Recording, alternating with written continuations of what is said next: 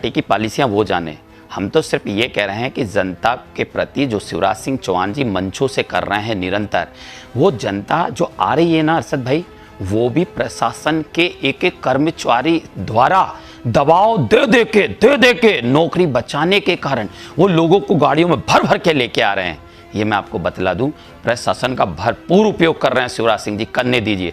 आप देखिए पूरा विज्ञापनों से, अगर 250 रुपये रक्षाबंधन पे दिए थे, 250 रुपये में कोई मिठाई भी आती है 1 किलो जो दिए रक्षाबंधन मानने के नाम पे, और करोड़ों रुपए देने के बाद करोड़ों रुपए का विज्ञापन। मैं ये समझता हूँ कि जैसे इन्होंने कहा चीज़ों के साथ में कि हमारी, तो मैं ये कहता हूँ अब आप यहीं देखिए, मैंने देपालपुर का, राजस्थान और छत्तीसगढ़ के विज्ञापन इंदौर में दिए जा रहे हैं।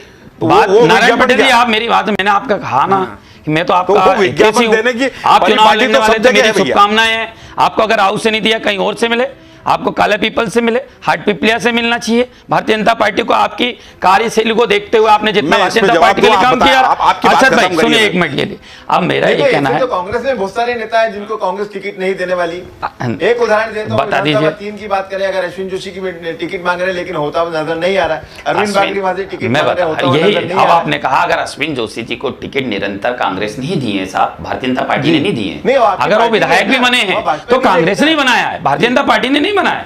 अब मेरा ये कहना है कांग्रेस ने जिन नेताओं के प्रति जो देना था वो हमेशा देती है, और अभी भी सर्वे के अनुसार काम हो रहा है। एक बात, दूसरी बात, यहाँ पर कैलाश जी के निरंतर हम भाषण सुन रहे हैं किस प्रकार की कि एक बूथ पे अगर एक वोट भी, ऐसा कोई बूथ 1 नंबर विधानसभा का जिस पर कांग्रेस का एक भी वोट नहीं गिरेगा, मैं उसे 51,000 रुपये दूंगा।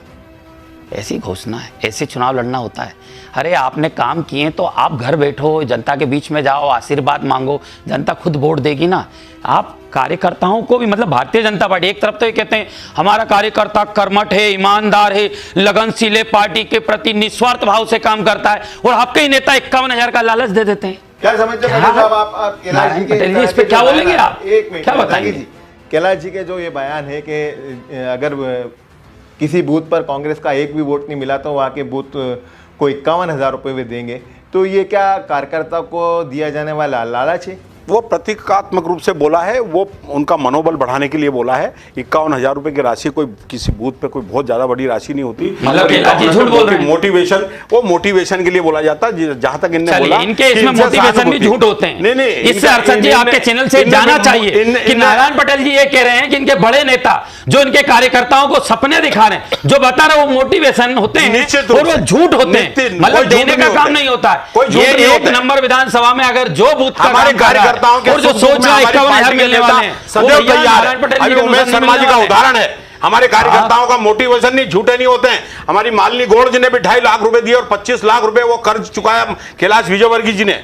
ऐसा नहीं है, हम मोटिवेशन नहीं झूठा। और जहां तक मुंह से सहानुभूति की बात कर रहे थे, मैं राव विधानसभा में भाई का, राव विधानसभा में इनका एक भी चित्र नहीं दिखाई देता है। पटवारी जी का चित्र दिखता है, उनके भाई का दिखता है या उनकी पत्नी का दिखता है। क्या कारण है कि किसी नेता को पनपने नहीं दिया राव विधानसभा में? हमारी सहानुभूति तो हमको तो आज हम पदाधिकारी बनाया है, और अनेक और पदाधिकारी हैं, हमारे जीतू जिराती पदाधिकारी हैं, हमारे MIC मेंबर है, सब कुछ है। लेकिन आप लोगों को क्यों विधानसभा के लायक नहीं बनने देना चाहते पटवारी जी? इस पे मुझे सहानुभूति है।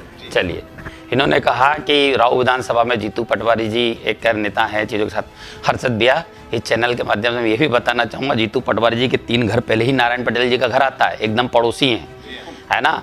और मैं समझता हूं कि पड़ोसी कहते हैं कि भाई परिवार से पहले अगर कोई आता है तो पड़ोसी आता है। ये खुद जानते हैं जीतू पटवारी जी, वहां के राव विधानसभा को तो अपना परिवार कहते हैं, तो उस पर विधानसभा में ये भी आते हैं, तो ये भी उनके परिवार के एक अंग हैं, इनके प्रति भी वही भाव है उनके।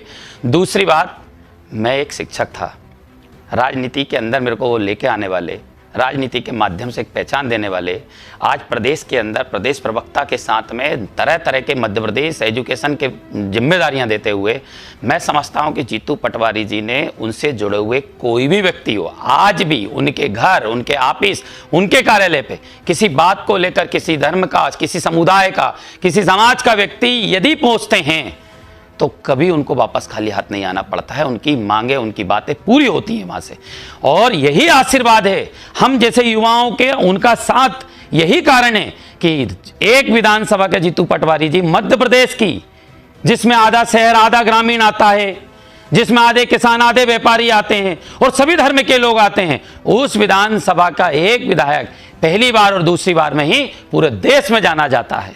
अपने उनके गांव में गए कभी आप? जिस गांव में मैं रहता हूं उसी गांव में वो रहते हैं। विकास का आईना देखना है तो बीजलपुर गांव में जहां के वो निवासी हैं, रहते हैं, उसमें जाकर देखिए और समझिए मैं चलने के लिए तैयार हूं। अगर नारायण पटेल जी की बात, मेरी बात समझिए, विकास कुछ भी विकास, अगर नारायण पटेल जी कह रहे हैं विकास और विकास हुए होंगे तो नारायण पटेल जी को कांग्रेस ज्वाइन करना पड़ेगा। बोलो यहाँ से मंच, यहाँ से बताएं मीडिया में, चैनल से, अगर मैं विकास उनके साथ चलूंगा, वो विकास नहीं हुआ ये बताएं और मैं बताऊंगा विकास हुआ और आप तय करेंगे। वो पार्षद ने किया, जो विकास हुआ होगा, पानी तो की टंकी दिखाओगे तो हमारी पार्षद ने करा, हमारी नगर निगम ने राव विधानसभा का आंकड़ा निकाल लीजिए। वो उद्घाटन करते हैं, नारियल लेके पहुंच जाते हैं, लेकिन काम न तो उन्होंने लेटर